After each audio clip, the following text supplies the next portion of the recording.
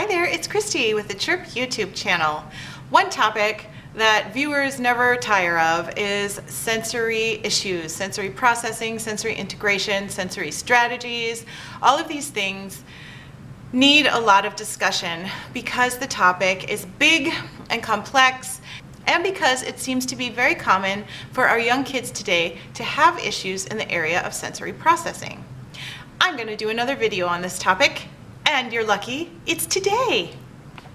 Our sensory system is what processes all of the stimuli from the world around us. It comes in through our eyes, through our ears, through our nose, through our taste buds, in all sorts of different ways, through our skin. We've got 8 different currently recognized sensory modalities, and I'm going to talk about them with you today and ways that you can help your kids in each one of these areas.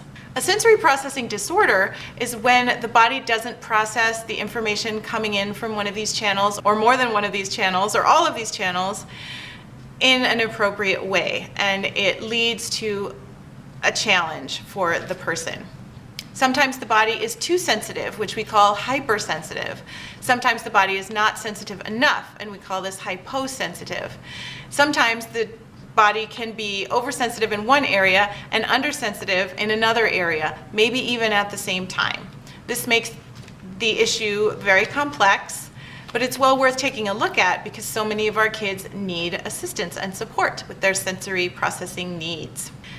In this video, I'm going to talk about different ways that kids might show a sensory processing need in the different areas, and then how you can work on that and how you can help your kid in that area. Of course, I recommend that you find a highly qualified occupational therapist to help you through this, an occupational therapist who is trained with specialty postgraduate training in the area of sensory integration. This is not something that most occupational therapists learn in their graduate school programs, so it's really important that you find somebody who is qualified.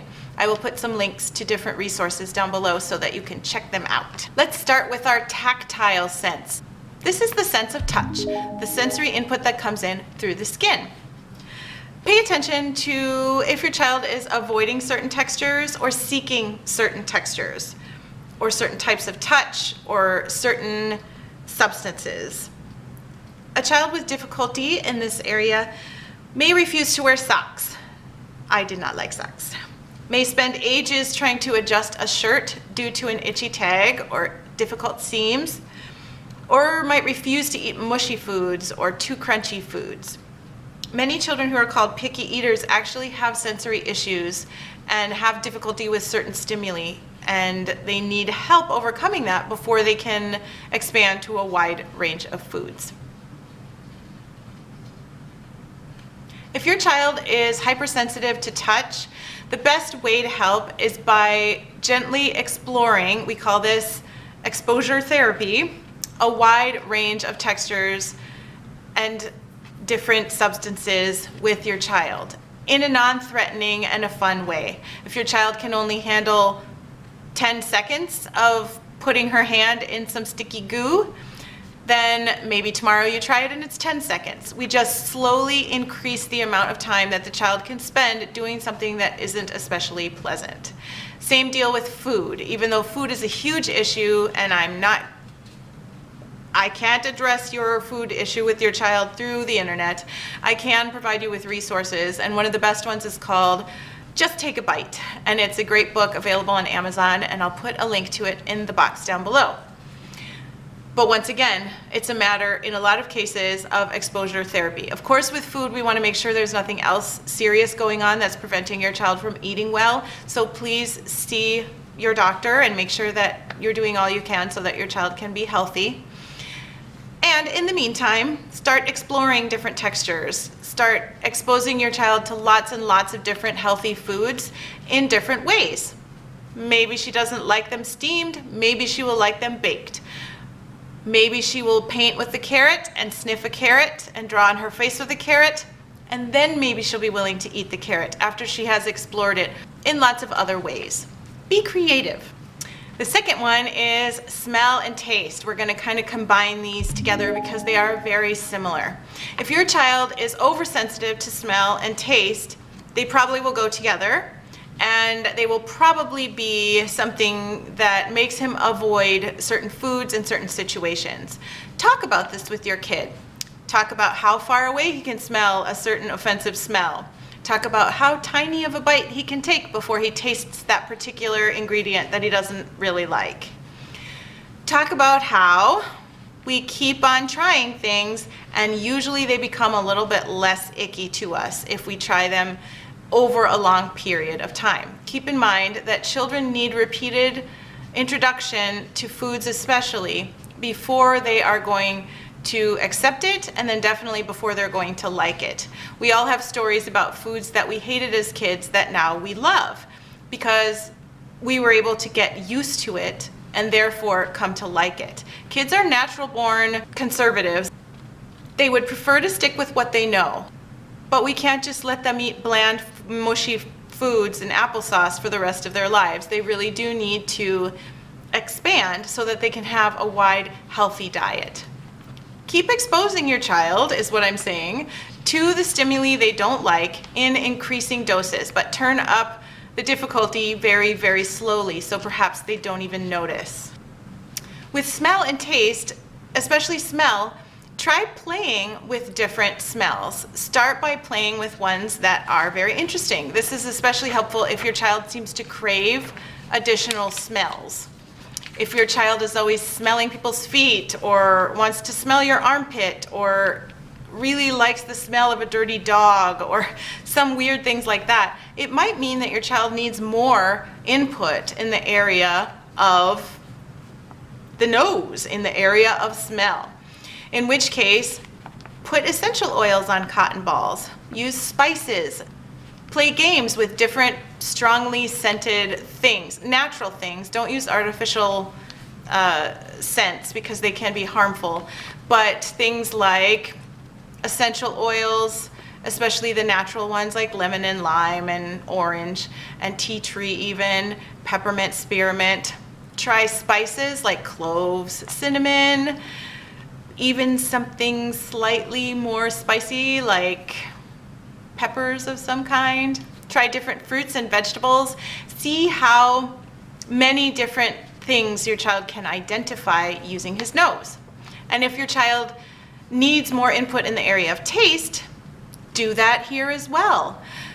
Taste a wide variety of different strongly flavored things. Sometimes kids don't care if it tastes bad, they just want something that tastes strongly. And if that's your kid, try pickled cabbage. Try all of the crazy sauerkraut you can think of and other strongly flavored things, spicy things. One of my little guys in my classroom right now is having some significant behavior management difficulties. He really can't stay calm and regulated very easily. And we're doing a behavior chart with him where he can earn a little surprise if he holds himself together for a certain amount of time. And one of the things that he really wanted were these little candies called Zots. They zap when you bite them. And his eyes were watering and he was blinking and grimacing. And I said, "Is it good or bad? If it's bad, you can spit it out." And he said, "No, it's good." He really liked that intense sensation to his mouth. And some of our kids really benefit from that. You can get little peppermint sprays. You can buy these candies even though they're terrible for you. They have tons of yucky ingredients and I can't honestly recommend them. And I don't really like behavior modification around food.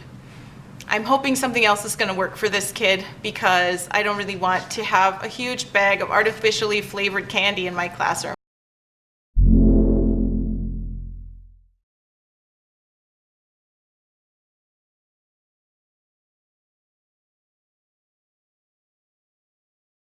Try really sour things as well, things like lemons, limes. Sometimes those can be really alerting to kids who need a little more input to their sense of taste. Let's talk about sound. Most kids are oversensitive to sound. This is why you'll see kids walking around with headphones on or those little construction ear protector things for kids, because so many people are oversensitive to sound. I wear earplugs all the way through my church service, including the message part, because it is just too loud for me. I don't understand it, but it is what it is, and I have to deal with it. So I wear earplugs. Let your kids wear hearing protection. If at all possible, make it unobtrusive so that other kids don't think that your child is strange. But if they need hearing protection that's big and heavy, then they don't mind, then let them have it. Pay attention to what upsets your child. If you notice that it's loud noises, try to prepare them in advance. Try to dampen the sound if at all possible.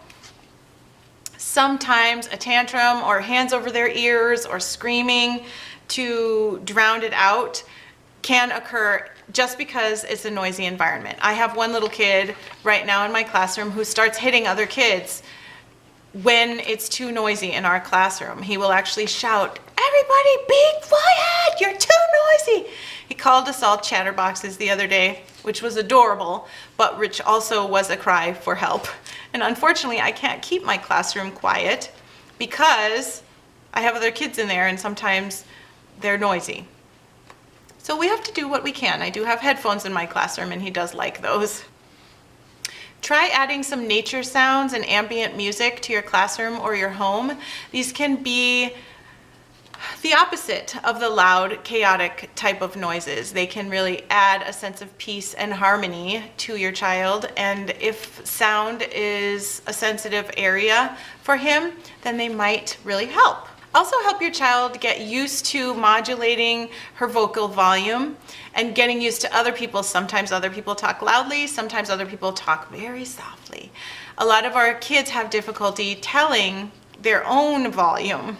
And in my classroom, that's a real humongous issue. We have some little charts on the wall that show us that a 5 is emergencies only outside screaming voice, and a 4 is still really loud and only should be used outside, and then a 3 is a normal classroom voice, and a 2 is very quiet or a whisper.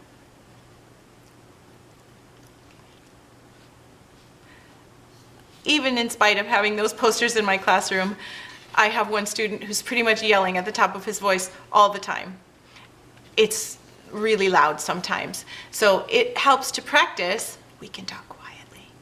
We can talk loudly. We can do all of these things in between. We can change how loud our voice is. Some of our kids don't even realize that they have control over that. Our fourth category is vision.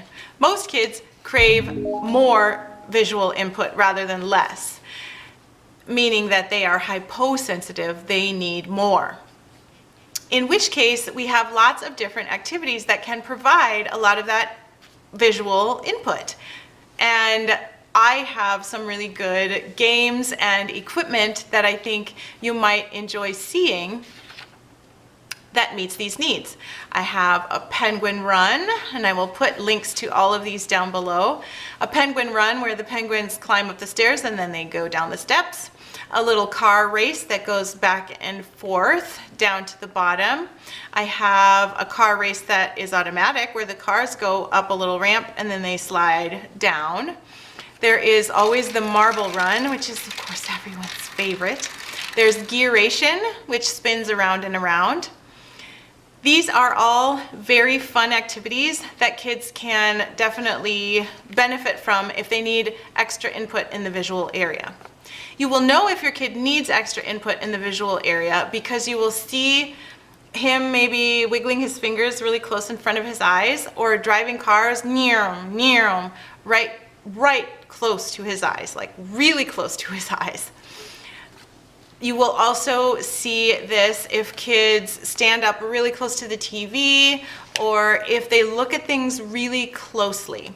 Sometimes this can just be because they really find the details of an item interesting. Some of it is because of their attention to detail, but some of it is because when you look at something closer, every little movement seems bigger and it blocks out the rest of the environment, which can seem a little overwhelming.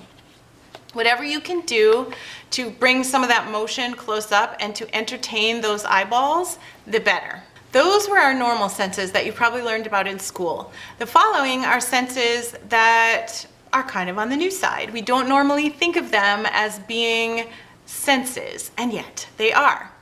The following senses are also typically areas where the child wants more of this kind of input. The child craves more. And these are the ones I didn't know about until I started working with kids who had autism and other challenges that can have sensory implications. With the following different areas, professionals typically recommend what's called a sensory diet. A sensory diet is where you provide 3 to 5 meals a day of intensive sensory activity. So you may have 10 minutes of jumping on the trampoline before school and 15 minutes of lifting books and carrying heavy things around after school. And then you may have some steamroller activity where the child lies on the floor and dad rolls back and forth over the top of him to give him some nice squishy pressure before bed at night. So you spread out the sensory activities in clumps so that the child is getting a lot of sensory input in one chunk. Sort of like if you graze all day long, you won't ever feel full. Whereas if you have meals, you actually will get full and then you won't be hungry again for a while. That's kind of what we want to do for these kids who really need more sensory input. We want to make sure that they get full and therefore they won't have quite as many needs for a while until it's time for their next meal. And eventually we can decrease the meals as their body becomes more accustomed to living in this world and getting sensory input from the activities they participate in on a daily basis. This next category is called vestibular, and it is the sense of movement and balance. Your vestibular canals inside your ear are what tells you your angle and if you are straight up and down, if you're moving or not. These are the very special little creations that allow us to have good balance, and some of our kids need a lot more input to this area.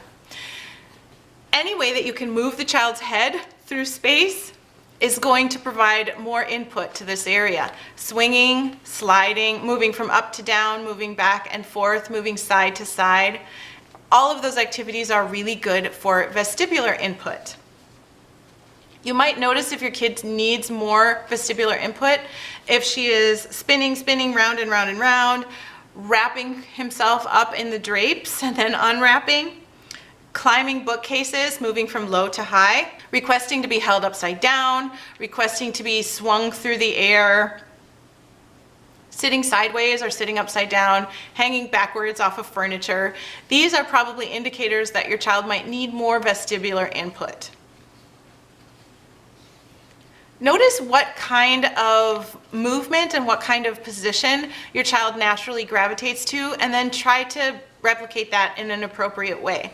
If your child hangs upside down off the back of the couch, then perhaps create some sort of a safe environment where she can hang by her knees upside down from a bar, or help her to practice doing this off of her bed, or teach her some yoga positions where she's going to be inverted. All of these things can help if you know that that's the need that she's trying to fill. Some of the activities you might put in the child's sensory diet if your child needs vestibular input are swinging, spinning around. I have an IKEA swing in my classroom that is pretty much just for spinning in circles. It's kind of like a cocoon shape, and we don't have enough room to make it go back and forth in our classroom, so it's pretty much just used for spinning. A sit and spin also might be good. Slides, gliders, climbing equipment, somersaults, yoga, being pulled in a wagon or riding a bike. I also have a body sock, and I pull one of my students across the floor, and that helps him to feel some deep pressure as he moves along the floor. It helps him to feel some tactile sensation as he slides on the floor, and he also is getting vestibular input by moving back and forth across the classroom floor. Also, rocking chairs can be really good in this situation.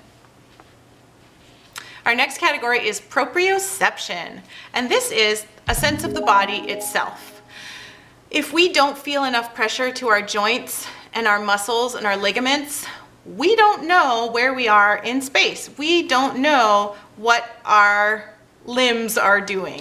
Children who crave more input in the proprioceptive area are going to show some behaviors such as crashing into walls, crashing into people, wanting to be squeezed or hugged really, really tightly, trying to get under the couch cushions or behind the couch cushions, difficulty with motor activities, especially fine motor activities. These kids are often really terrible at handwriting and fine motor activities like that. A lot of them really love to crash into stuff, fall down off their bike, just drop to the floor. I had a couple of little guys who would just drop to the hard tile floor on their knees, and it killed me because I was thinking, when you're 40, your knees are going to be in terrible shape. But it really filled that need. Of course, we worked on alternative ways to meet that need, and hopefully those behaviors eventually died out. I moved to a different classroom, so I never got to see the end of that story. But I'm hoping that's what happened. They like to wrestle a lot. They like crunchy foods like pretzels and carrots. They like to really gnaw on things. They might in fact even bite themselves. They like having their eyes closed or covered. Even though your eyes are closed, you can feel your body a little bit more intensely. All of the things I just listed naturally increase awareness of the body. And your child already has figured out ways to meet this need, which is so cool. We just need to amplify what our child is already doing if we can. And we need to find ways to meet those needs in more appropriate ways if we can. And once again, in bigger chunks so that the child doesn't need to do it every moment of the day. Instead, we can maybe do it in 3 to 5 meals. Deep pressure is usually the biggest one. This is any way that we can provide additional impact and pressure to the joints. So think of trampoline, jumping, walking, stamping feet, bashing hands on knees, patting hands on knees, giving high fives. Of course, giving high five isn't going to take very long, so we need to come up with something else other than that. Sometimes a vibrating pillow or vibrating chair might have some improvement in this area. This is one of the reasons why we swaddle babies. They need to feel that proprioceptive input. They need to feel where their bodies are. They need to feel that pressure to all their joints. And a lot of our kids need that sort of feeling for longer periods in their lives. So we can try things like wrapping them up in blankets, sitting on them on top of a yoga ball, which disperses the pressure a little bit.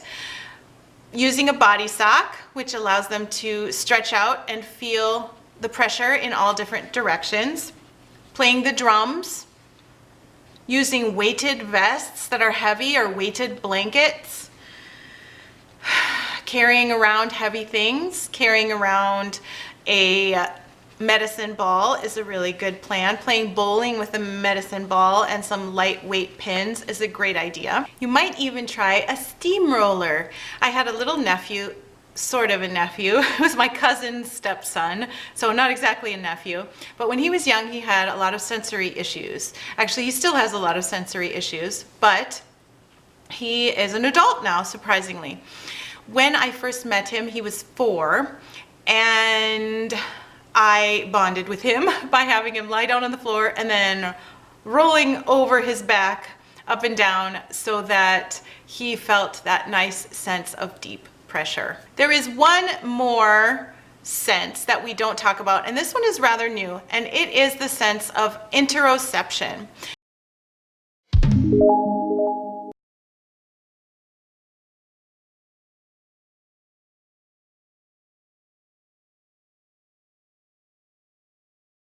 I hope this video was enlightening for you, that it gave you some ideas on different areas where your child might need some extra support and how you might provide it.